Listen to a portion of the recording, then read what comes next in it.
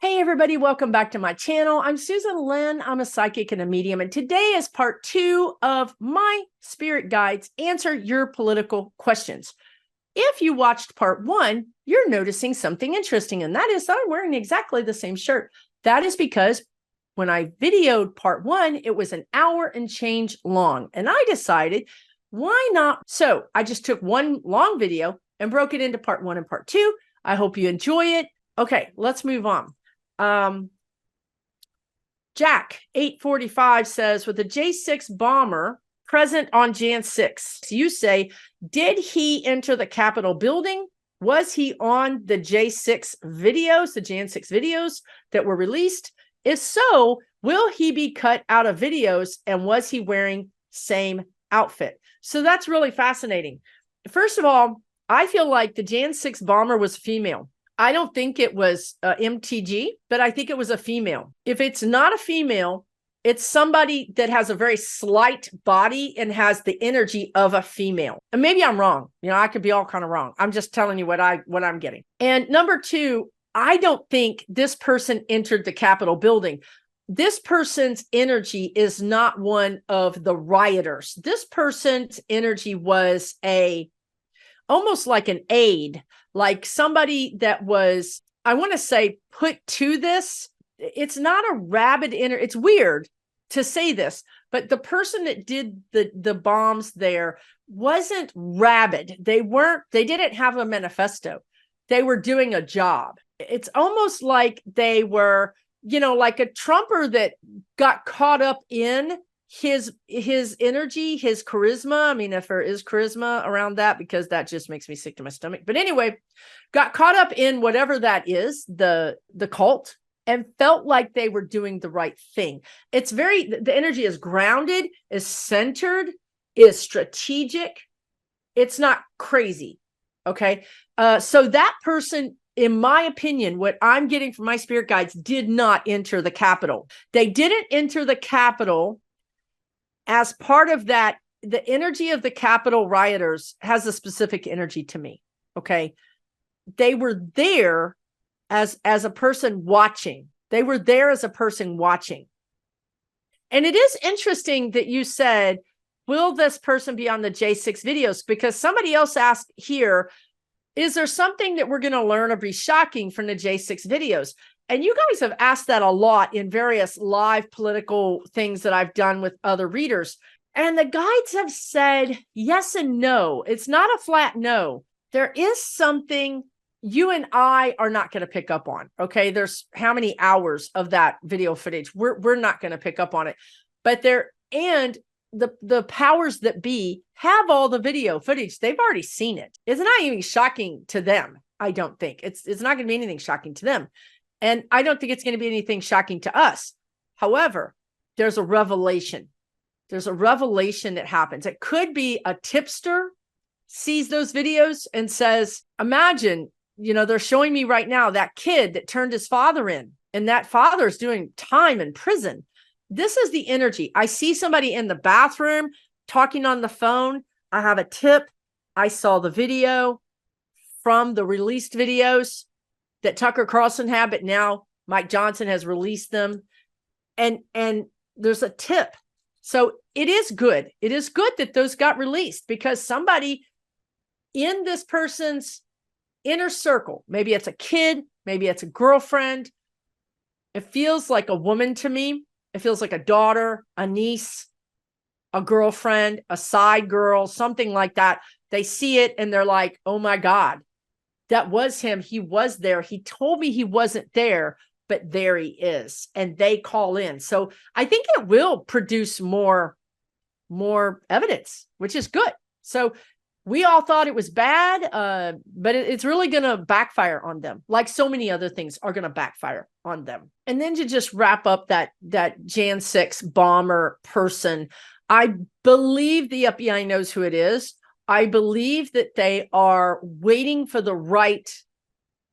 not the right moment, but they're you know what they just told me? They're still collecting intel. This person is still active. This person is still actively working with a group or with a person, and is still communicating and still spreading intel, meaning, did you cover this up? Did you do this? Yes, I'll go do this.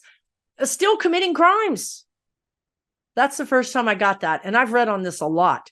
But the energy is starting to get looser.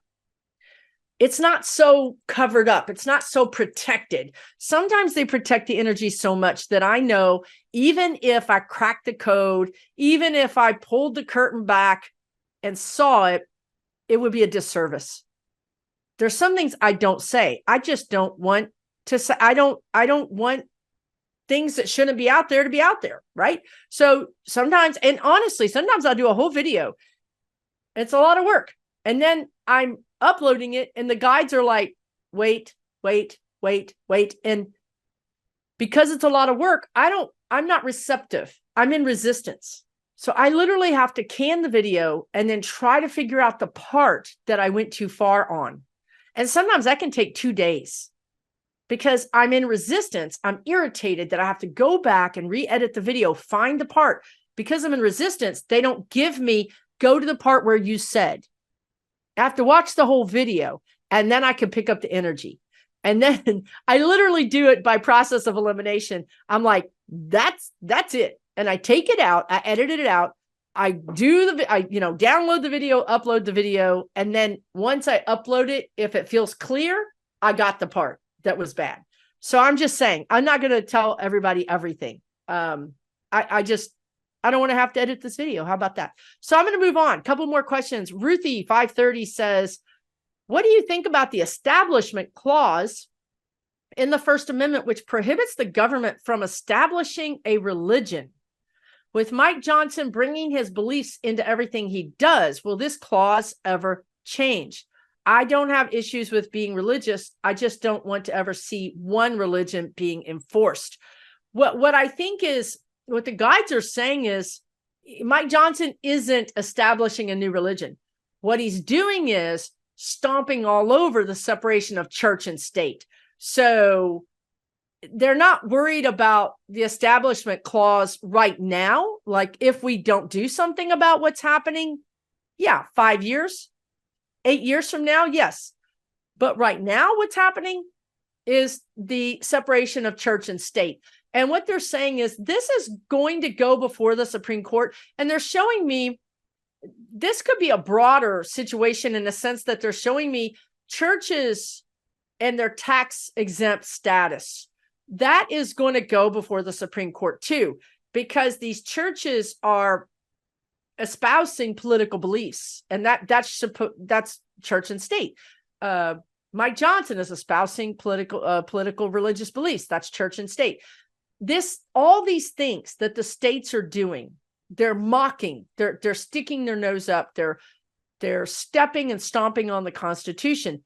Now, who presides over that? Who's the highest court in the land that says this is what the Constitution meant? Now, as you know, the Constitution's a living, breathing document, and different courts decide the Constitution was saying this or the Constitution was saying that. And sometimes it changes. Check out, many times the court has decided, no, the Constitution is really saying this. So the reason we're not going to the Supreme Court over all of these things is because the Supreme Court is in a state of unethical disrepair. And we're not going to get the rulings that really represent the Constitution. Also, the guides are saying some of these people like Thomas are constitutionalists the way the Constitution was written when it was written. They don't want to take it and apply it to 2023. They want to take 2023 and apply it to when the Constitution was written. They want to take us backwards. So this isn't a good time to go before the Supreme Court. So you see mayhem, a mockery. You see a mockery of the Constitution right now. That's not going to stand. But right now we have to be strategic about what we take to the Supreme Court. It's stacked against the Supreme Court. That's why, did I talk about this in this video? Because they're saying that I did, but I don't think I did. That's why in 2024, the people, the astrology says the people will get into the streets. The people will say, wait, what? No, we did talk about it. No, this is crazy. We're not for book banning. We're for abortion. We're for separation of church and state. We don't want this. We don't want this. So in 24, you're going to see people getting in the streets and saying, you're not paying attention to us. Just like what they're saying also is how many state Supreme Courts are overruling and saying, we're not going to go by the will of the voters. We're not going to do that. Ohio's abortion vote. Ohio is saying, maybe we're not going to follow that. Maybe we don't have to. Well, wait a minute, right? The founding fathers, everything this country stands for is basically people having a vote. And we've created amendments to correct what we didn't do right the first time. You're going to see immense pressure. The word is immense pressure on these institutions in 2024, and it will provide change. It will provide change. We're going to go into a time just like the 1960s where everyone was in the streets, and it did have an effect. The civil rights movement had an effect on our country. It had a positive effect on our country. This is where we're going in 2024. You're going to see the same thing. You're going to see the same unrest, and it will have a positive effect on our country. That's why the Democrats are going to let it all hang out, let the Republicans make a mockery of themselves so the whole world and the whole United States can see it. So we'll wake up and say, we don't want this. We don't want this. So that's how you're going to start having real empowered constitutional scholars go before the Supreme Court and say the Supreme Court has to honor the Constitution the way people in 2023 want to see it honored. Okay. So I really think it's going to work itself out, but that's kind of what they would say to that. Let me see one or two more questions. Shannon says fair and balanced, which if you don't watch them, they're good on YouTube. FARRON released a video recently about 45 Jr. God help us all, running for presidency in 2028. Can you ask the guides if this is something we should be concerned about? No, they're doing this because the guides are saying they need to feed the machine. They need to feed Frankenstein. They've released all these Frankensteins, and they have to constantly feed them red meat, so to speak. QAnon is back. QAnon is back and has a new website. So that's, again, how many times are they going to bring it back and feed them? How many times have they come out against gays? How many times have they come out against trans? The border. They just say these hot buttons, and all of a sudden, these MAGA's wallets fly open and money flies in. So this is one of those things. This is just simply meant to feed them, to keep them interested, to keep them to be the victim here, to be prosecuted. That, yeah, my dad is going to be locked up, but I'm going to take the mantle. It's going to make them open their pocketbooks. I'm telling you right now, that's why this is doing this. Do you really think Trump would allow his son to run? No, never going to happen. Never going to happen. He would push him off a cliff before he would let him run and take all that glory. No way. No way. Not going to happen. But it does serve a purpose. Makes also, God, this is brilliant. Not in a good way. You can only take so much of this. The guides are saying also, if 45 says he's running for 45 Jr. says he's running for the presidency, they feel like it gives him the same safety, the same bulletproof energy that it gives Trump. So if Trump bows out, if he gets sick, if he gets demented, if he gets, taken up by aliens, if he gets locked up, the heavenly Uber to the sky, and he's not around, then 45 Jr. thinks he's going to step into that role, and he thinks that same energy is going to protect him. Do you understand what I'm saying? It's like they're showing me an umbrella. It's like, this is going to protect me from all the indictments. I just put up the presidential umbrella and I'm protected. So that's the energy behind that. And it's just malarkey. It's malarkey, as Biden would say. That is malarkey. You don't have to worry about it. Matter of fact, you don't have to worry about anything except for just not paying attention to all the shenanigans and all of the news, because it's going to get really big. It's going to be a tsunami of crazy news. It's not for you. It's not for you, dear. What you need to do is don't pay any attention to it. It's for the yahoos that have not been paying attention, and they're going to wake up and go, wait, what the hell is happening? You know, I mean, and they're going to be in your family. People are going to come to you and say, you know, I don't watch politics. You know, I don't care about politics, but what is happening? And you're just going to want to pull all your hair out. You might have to take a chill pill to deal with this, because they're going to be incensed. And you're going to be like, where have you been? What have you been doing? And it's going to make you mad at them because they haven't been paying attention. I don't recommend that. I don't recommend that. I recommend you take a deep breath, or maybe you breathe into a paper bag, whatever it is, and you allow them to be mad. Oh, yeah. As a matter of fact, put some extra coals on that fire and just say, yeah, can you believe it? And then they'll yell for another 5 minutes. And then when they stop yelling, say something else. Oh, yeah. How about those book banning? Oh, they're going to yell for another 5 minutes. And then when they're done, how about abortion? Oh, they're going to yell for 5 more minutes. Just put fire, put logs on the fire. Get them all wound up. Don't you get wound up. Allow them to be wound up. This is what we've been waiting for, is all these yahoos to wake up and go, what in the hell is happening? This is what you've been asking for, is for everybody to wake up and do the right thing. I would just suggest you sit back and let them be mad. They'll be writing letters. They'll be going to vote. That's what you want. But if you blame them and say, where have you been? We could have used you. I've been telling you. If you blame them, they're not going to, you're putting water on the fire. You're creating a problem between you and them. And you're putting water on their fire. You don't want that. You want them to be mad as hell. So just be calm, and every once in a while, throw a little log on the fire. You got a whole bunch of them. Okay, let's move on. Joe Kino MX says, what does the current energy say for Ukraine-Russia war? And this is going to be my last question. Well, okay, the bottom line is this. Energetically, militarily,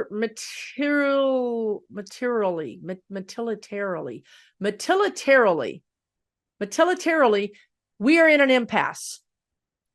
Ukrainian have more firepower. They have more, but Russia has more people because they're just a populist country, and they're just pouring their people, sadly, into a meat grinder.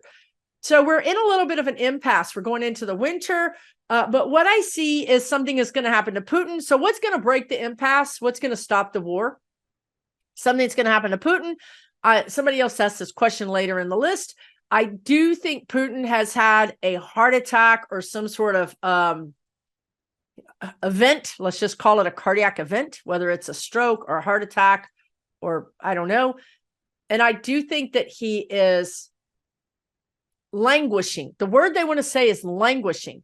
I don't know. I think he is alive, but I think that he's being kept alive because he's being used as a bartering. There's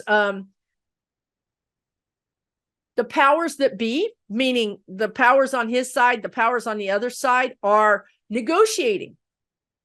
And I feel like the powers on the other side have Putin. His enemies have him in this languishing state. They're keeping him alive barely. And they're using that as a tool, as a bartering tool to work out a new form of government. Now, when I say government, I don't mean government. I mean a junta. I mean a military overthrow. I've always seen this. We've talked about this for 3 years. I see Putin going. I see a military energy coming in, taking over. And this could be an oligarch that has military energy behind them, or it could be a military general, but there is an oligarch and a general. They are working in cahoots. They will pull back from Ukraine. I don't think they'll pull all the way back, but I think they'll pull back enough that they'll try to just entrench right over the Russian border towards Ukraine. So they're going to pull back as far as they can. They're not going to try to go to the Russian border. I feel like they're going to try to stay on Ukrainian soil, and then they're going to negotiate. And I mean really negotiate. Really, I want to say truthful negotiating, because even though these aren't truthful people, they truthfully want to get out of this war, because these people that are taking over for Putin want money. They want money. And guess what's happening right now? Money's flowing out of Russia. No money's coming to Russia because of the sanctions and everything that's going on. They want money. They want opulence. They want to go back to the days where the oligarchs had their yachts and their holidays in all of the ritziest places of the world and were, celebrated. They don't want to be criminals. They don't want to be pariahs. They want money. And Putin is taking their money. So now Putin's got to go. So because they want money, they're going to want to normalize some things. Now, when I say normalize, I don't mean democracy at all. As a matter of fact, I feel like they may create an Iron Curtain situation. I feel like Russia may actually go under a military junta rule or martial law. Now, that's because when Putin goes, all these people realize their kids, their husbands are gone. They're not going to be too happy. And they also realize that we don't really have food. We don't have resources. The whole world hates us. They're not going to be happy. So they're going to need an iron fist to come in and rule them. These people actually respond well to that type of ruling. They remember this from the Soviet Union. They remember this. So the iron fist is not going to feel bad to them. It's going to feel protective. Okay. So that's what I see. So that's how Ukraine gets out of this. Now, I've always seen from before the war started, I did 3 videos. You can find them on my channel. And I'm talking before the war started. We did 3 videos. It's basically come exactly the way the guides said it would happen. The timing has been way kind of off, but the way the war has gone is exactly the way it is right now. They said Crimea would be the last place to be freed. They said that the Donetsk, the area right around the border of the northern border, kind of northeastern border between Ukraine and Russia, would also be the last disputed area. This is happening. They also said they would get it all back. I see Ukraine getting everything back. I've always seen Ukraine having new cities rebuilt with modern glass buildings. I've seen architects vying to give away their services to design these cities. I've seen Ukraine being the phoenix that rises out of the ashes. It's the very words they used in that first video. I still see it. How we get there is this way. We're at an impasse. Something's got to break the impasse. Putin going will break the impasse. There's people that want Putin gone on the United States side, on the Ukrainian side, on the West, on the NATO side, but also on the oligarch side and on the mercenary side. Do you know what that means? Nobody supports Putin. There's enough energy that what the guides are saying is unlikely bedfellows, right? When you have people that throw in together that would never be together, kind of like Democrats and Republicans, they come together for the greater good of both of their purposes, maybe not the greater good of the country or the world, but both of their purposes, they throw together. That's what's happening to Putin. So Putin's going to be gone. I think he's going to be gone. I think he's going to be gone around February. We might hear something in January. And I will say this too, right? Like, I have a great track record in some areas and a bad track record in other areas. Like McConnell, I cannot predict that man. So when I say this, when I was saying January, February, if Putin, there could be some energy that it would be worth keeping him alive until April. March, all bets are off. I mean, I'm talking cataclysmic. Something is going to happen. The word they used was cataclysmic. Now, I always see Trump and Putin connected energetically. There's like a wire energetically that goes to each of them. When one goes, the other one's going to go soon after. I'm hearing 6. I feel like it could be 6 days. It could be 6 weeks. It could be 6 months, but that's not a lot of time. When one goes, the other goes. I don't know why they're connected. Maybe they're spawned from hell. I don't know. Maybe they're twins. Maybe they're energetic, devil twins. I don't know, but they are connected. So cataclysmic. If Putin goes in February, you could see in March, April, you could see Trump going. How does that song? All I want for Christmas is my 2 front teeth. All I want for Christmas is fill in the blank. I don't want to get another demerit or end up in, spiritual detention like I'm already going to be. Listen, guys, I'm going to end this video here. If you're still here and you haven't subscribed, it's probably a good indication that you're my kind of people. So go ahead and subscribe. Hit the like button, share it with your friends that you might think would be open to it, and take really, really good care of yourselves, right? Like this next 6 months it's the most important part of what's going to happen, but it's also the most volatile, okay? We need to get there. We need to do it, but you don't have to do it with everybody else. You don't want to do that. You don't want to expose yourself to that. Sit it out. And when your friends or relatives come to you and start complaining about how bad it is, throw another log on that fire and sit back and grin inwardly that now you've converted someone to sanity. Okay? Take really good care, everybody. I'll talk to you guys real soon. All right? For entertainment purposes only.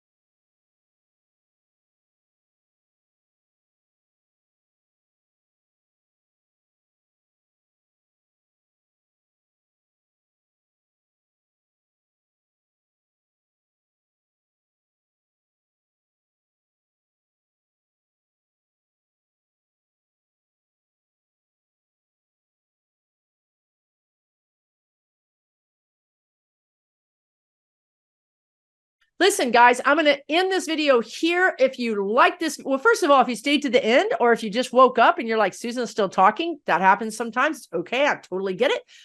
Either way, if you're still here and you haven't subscribed, it's probably a good indication that you're my kind of people. So go ahead and subscribe.